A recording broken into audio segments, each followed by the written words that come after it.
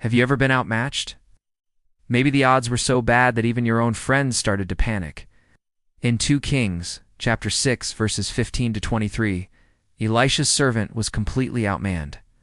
And when he looked around, all he saw was an army that wanted them captured or killed. So he did what any reasonable person would do.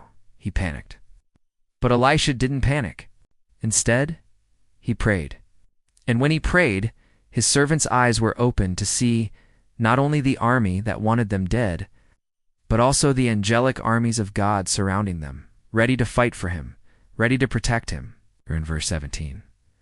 Then the Lord said, "Open his eyes, O servant of God, that he may see." And Elisha prayed, "Lord, I pray, open his eyes." Now, we don't know exactly how long these armies of angels were there, whether they'd been there the whole time, whether they appeared when Elisha began to pray, or if maybe they appeared before that. What we do know is this, that the servant could not see them until God opened his eyes. And friend, I believe that sometimes God allows us to be outmanned, outgunned, and even outweighed, so that we will stop looking at the circumstances and start looking at him. Because when we look at the circumstances, we're going to see the people who want to hurt us. We're going to see the people who oppose us. We're going to see the giants that are standing in our way.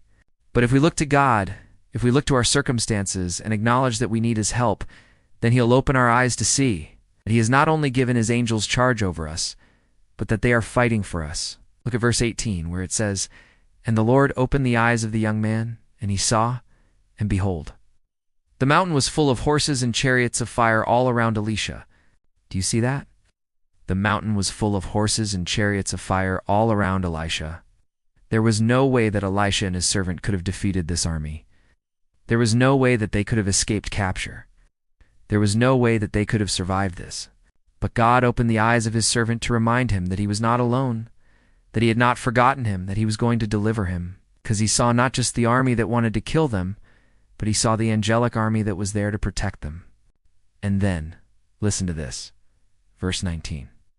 "So the Lord struck the bands of iron with blindness, which were on the eyes of the Syrians, and they stumbled and fell down blind." They were blinded.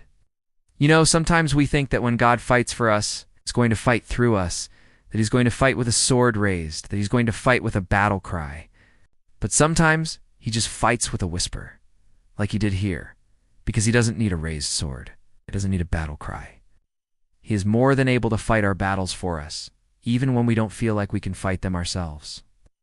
And if you're facing an army today that seems too big to be defeated, if you're facing giants that seem too large to be slain, if you're facing mountains that seem too high to be climbed, then I encourage you to pray. Pray like Elisha did. Ask God to open your eyes. Ask God to show you that he is fighting for you, that he is with you, that he is not going to let you be defeated. And then praise him. Praise him that he is a good Father who has promised to never leave us or forsake us, who has promised to fight all of our battles for us. This is the pastor. And until we see each other again, may you walk in the Spirit and not in the flesh.